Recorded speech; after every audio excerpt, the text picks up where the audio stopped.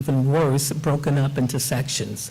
So the mayor of Franklin convened a group of business and community leaders and raised $32 million in 11 days.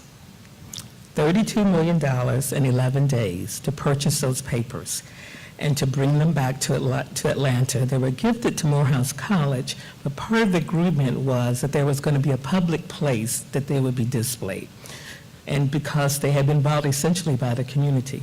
The purchase of those papers really was the catalyst to get the movement going of building the Center for Civil and Human Rights.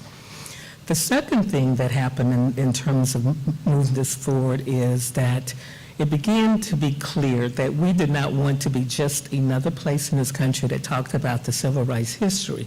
We wanted to show the larger contribution of the American Civil Rights Movement, and that the strategies and tactics of that movement continues to inform human rights movement right now.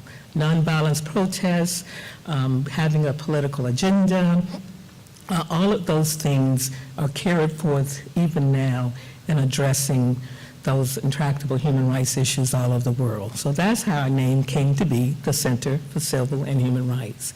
And the third thing about it is that we did not want to be a museum. We wanted to be a place of learning and dialogue, which we do a very robust schedule of programming and exhibitions. So I'm telling you all of this so that when you visit the center, you will begin to understand how it all came together and how it's building on the legacy of what Atlanta has stood for the past 150 years.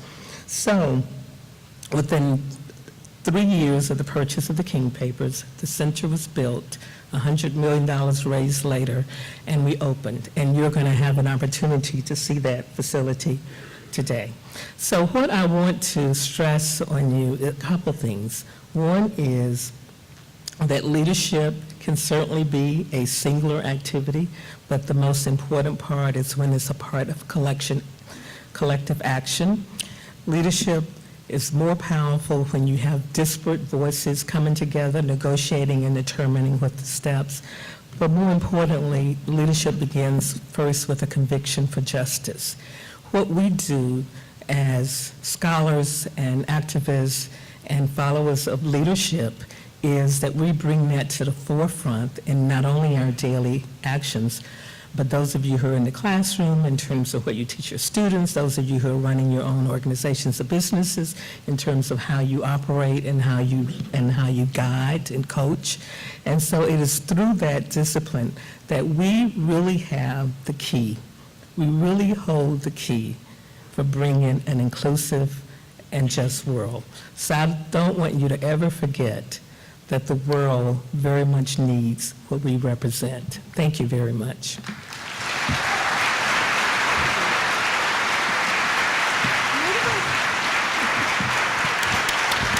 Thank you, my friends, for standing up.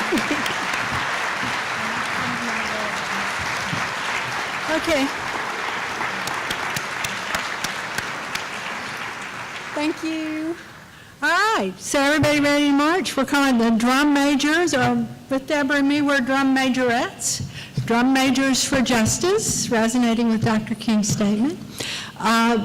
Emily, where are you? There, you will see yellow-hatted people. Just file out of here. We are walking. We will have a police escort, but we are not walking on the street. We are walking on the sidewalk. Please don't take to the streets. This is not that kind of march. And if you want to take the bus, there will be somebody in the back of the room directing you to where the buses are. So you know the buses will be running in a loop between the hotel and the center throughout the evening until about a little after 8 o'clock. All right, everybody, see you on the street. Bye. Good job.